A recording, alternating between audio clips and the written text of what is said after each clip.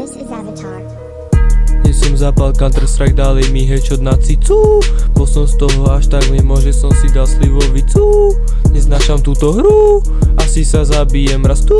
Táto hra je strašne zlá, moje nervy robia aha, moja zbraň robí všetko len ne, aby palila. Keď sa pozrú na teba, vedia prečo ťa nechcela. Táto hra ti dáva pocit, že si iba maketa. Aj tak to nevieš hrať, vypni to.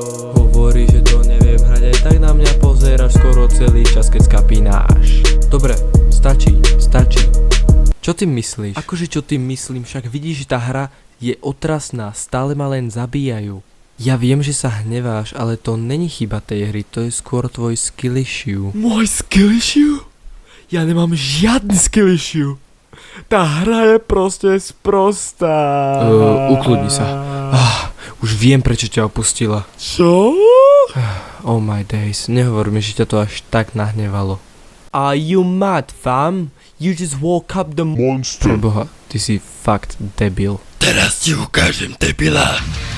Ja som valid a nemám skill issue.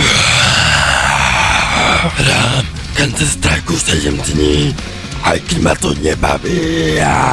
Všetci na mňa iba učia, alebo sa so mnou lúčia, že vraj mám prestať, lebo ma vylúčia. Je mi jedno, čo o mne hovoríš, ale mňa a Counter-Strike necháš tak, lebo ti dám na papulu. Spravím z teba škatulu.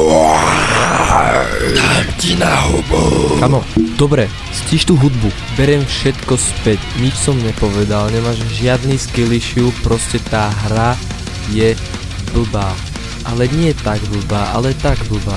Počkaj, to myslíš naozaj? Áno, myslím to naozaj. Čo to? Hrá za hudbu v pozadí, prosím ťa. Yes. Tá hudba, no, ja som nevedel nájsť originál, tak som si to musel sám zaspievať. OK, to je jedno. Tak čau.